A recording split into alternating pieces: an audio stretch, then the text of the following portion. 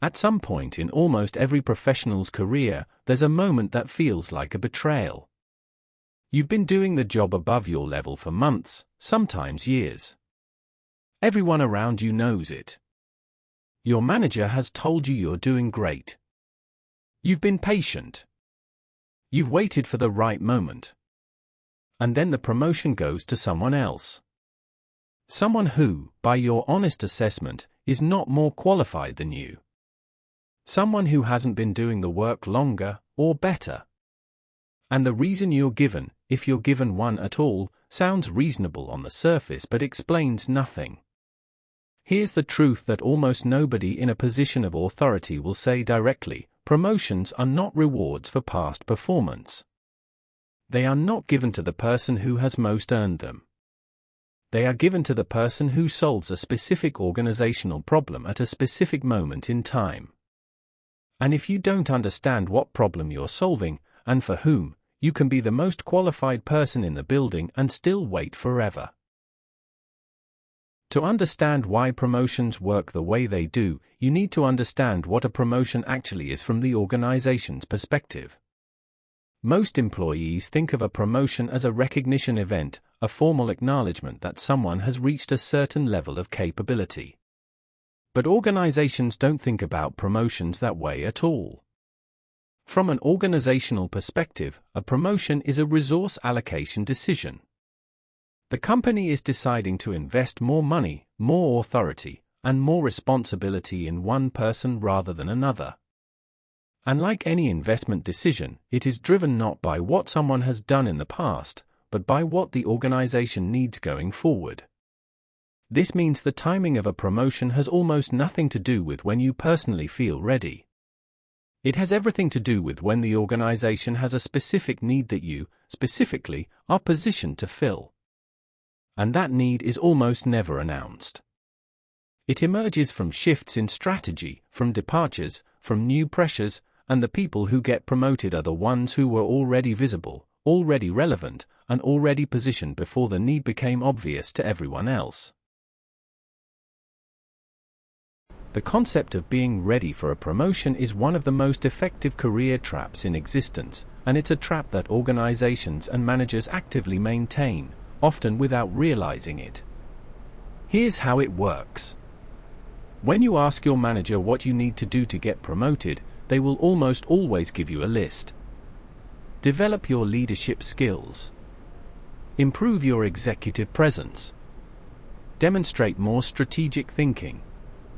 These answers feel helpful. They give you something to work on. But they contain a hidden problem. They frame promotion as a personal development outcome rather than an organizational decision. They redirect your energy toward self-improvement and away from the actual question, which is not am I ready but does the organization currently have a need that I am the best positioned person to fill? You can complete every item on that list, perfectly, completely, ahead of schedule, and still not get promoted if the organizational need isn't there or if someone else is better positioned to meet it when it arrives. The list keeps you busy. It does not get you promoted. So what actually triggers a promotion? After examining how advancement decisions get made across multiple industries and organizational types, 3 mechanisms account for the vast majority of real promotions. The first is a vacuum created by departure. When someone above you leaves, voluntarily or otherwise, a gap opens in the organizational structure. Someone needs to fill it. The person who fills it is almost never selected through a rigorous open competition. It's the person who is already visible to the decision makers, already understood to be operating at close to that level, and already trusted enough to be handed responsibility quickly. The people who benefit from these moments are the ones who positioned themselves beforehand, not as candidates for a promotion, but as people already functioning at the next level. They didn't wait for the vacancy. They were already there in everything but title. When the gap opened, the decision took minutes, not months. The second mechanism is strategic expansion. When an organization moves into new territory, a new market, a new product line, a new strategic priority. It needs people to lead that expansion. These moments create promotions that didn't exist in the organizational structure before, because the roles themselves didn't exist before. The people who benefit from these moments are the ones who were already paying attention to where the organization was going, who had quietly developed relevant skills or relationships before the direction was announced, and who made themselves known to the people driving the expansion before those people started looking for someone to lead it. The third mechanism is crisis visibility. When an organization faces a serious problem, a major client at risk, a product failure, an operational breakdown, and someone steps in and solves it visibly, credibly, and under pressure, that person often advances faster than anyone around them. Not because the organization rewards heroism, but because a crisis creates a concentrated, undeniable demonstration of capability that cuts through all the usual political noise and makes a specific person impossible to overlook. Let me give you a concrete example that shows how this plays out. Two product managers at a technology company had been at the same level for roughly the same amount of time. Both had strong performance records. Both had been told they were on track for promotion. Then the company announced an expansion into a new market segment, one that neither of them had direct experience in. The first product manager, call her Rachel, immediately requested to be involved in the exploratory work for the new segment. She attended every cross-functional meeting related to it. She built relationships with the people leading the initiative.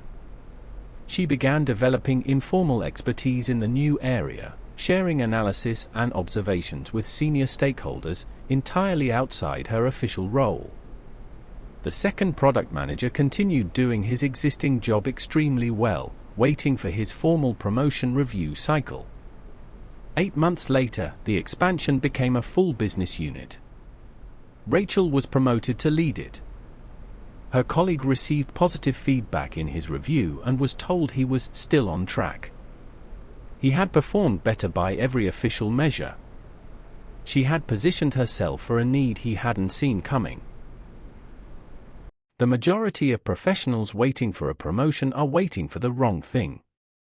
They are waiting for their accumulated performance to reach some invisible threshold that triggers a formal recognition. They're treating promotion like a grade, something that gets issued at the end of a defined period based on how well you scored. But promotions don't work like grades.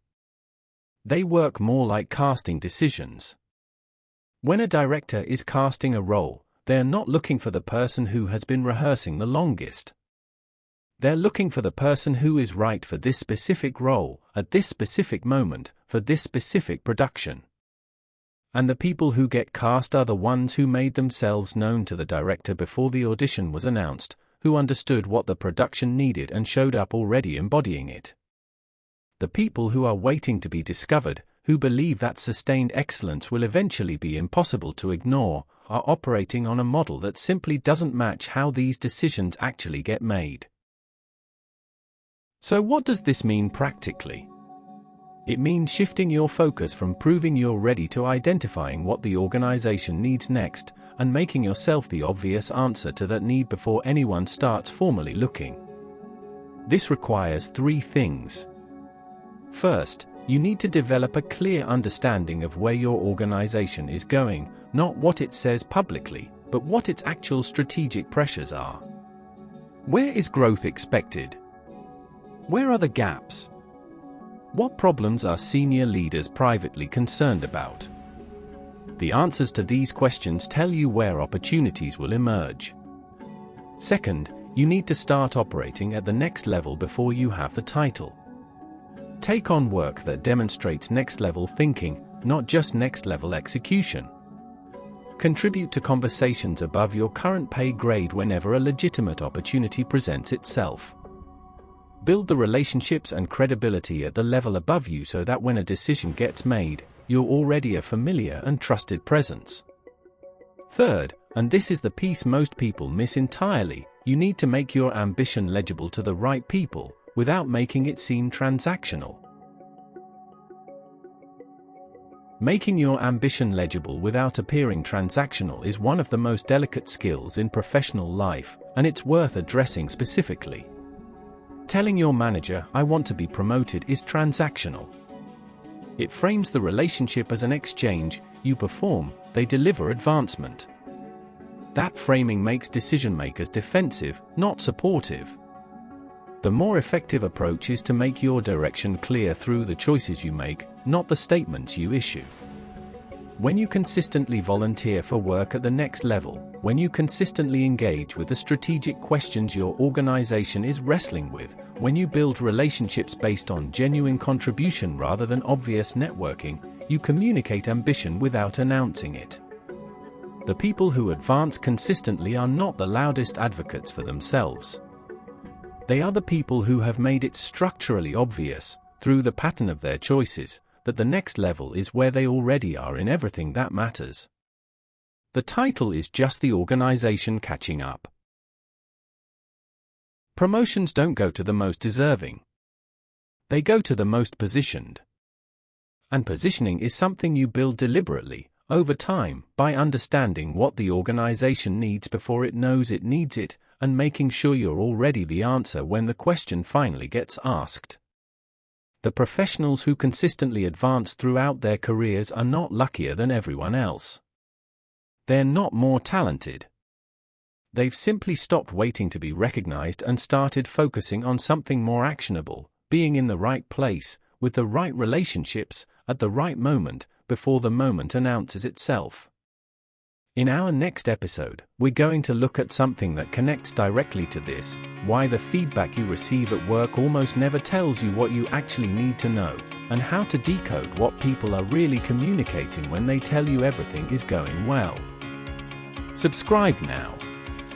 Because what you don't know about how you're actually being perceived could be the single most important thing standing between you and where you're trying to go.